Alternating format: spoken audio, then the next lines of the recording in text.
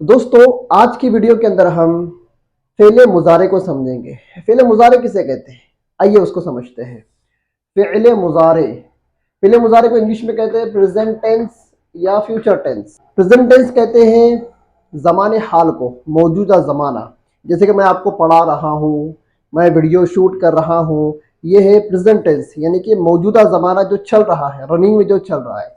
اور یہ دوسرا کام یہ کرتا ہے کہ یہ فیوچر ٹینس کو بتاتا ہے، فیوچر، مستقبل، آنے والا جو زمانہ ہے اس کو بتاتا ہے۔ فعل مضارع کہتے ہیں اس فعل کو جو کام کے ہونے کو موجودہ زمانے میں بتائے یا آئندہ زمانے میں بتائے۔ اس کی تعریف ہے، فعل مضارع اس فعل کو کہتے ہیں جو کام کے ہونے کو موجودہ زمانے یعنی کہ زمان حال یا آئندہ زمانے میں بتائے۔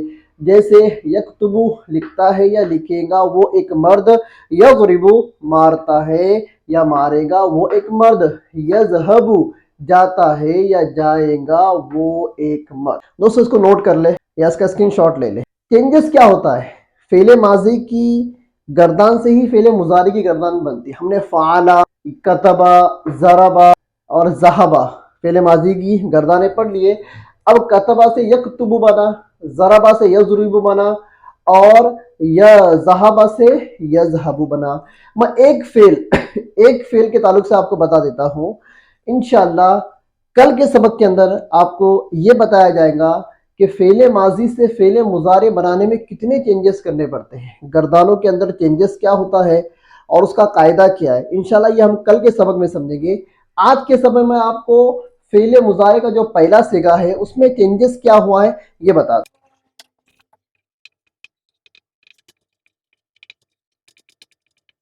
دوستو یہ صیغہ ہے فعل ماضی کا کتبا۔ دوستو اس کے چینجز کو سمجھ لیتے ہیں۔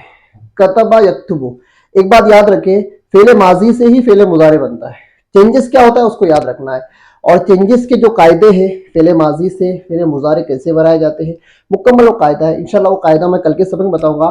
آج کے سبق میں صرف ہم فعل ماضی اور فعل مضارع کے فرق کو سمجھتے ہیں کہ کیا چینجز کرنے سے فعل ماضی فعل مضارع کے اندر بدل جاتا ہے۔ آج کے سبق میں اتنا سمجھیں گے، کل کے سبق میں ہم قاعدے کو سمجھیں گے، اس لیے کہ قاعدے اگر آج سمجھانے بیٹھے تو ویڈیو بہت زیادہ لمبا ہو جائے۔ آئیے سمجھتے ہیں۔ فعل ماضی کتبا، کتب، ٹھیک ہے، میں کھانا کھا رہا ہوں، یہ کیا ہے؟ پریزنٹ ٹینس ہے، فعل مضارع۔ تو آپ کو کسی کو بولنا ہے میں کھانا کھا رہا ہوں تو آپ کو فعل مضارع استعمال کرنا پڑے گا۔ اگر آپ فعل مضارع کی جگہ فعل ماضی استعمال کرتے ہیں تو میں کھا رہا ہوں کیا ہو جائے گا؟ میں نے کھا لیا۔ اب آپ کھانا کھا رہے ہو اور بول رہے کہ میں نے کھانا کھا لیا، اب سننے والا کیا سن رہا ہے کہ تم نے کھانا کھا لیا، تو ابھی تم کیا کر رہے ہو؟ ٹھیک ہے، یہ گڑبڑ نہیں ہوتی، یہ گڑبڑ بعض مرتبہ نہیں بلکہ ہمیشہ ہوتی ہے۔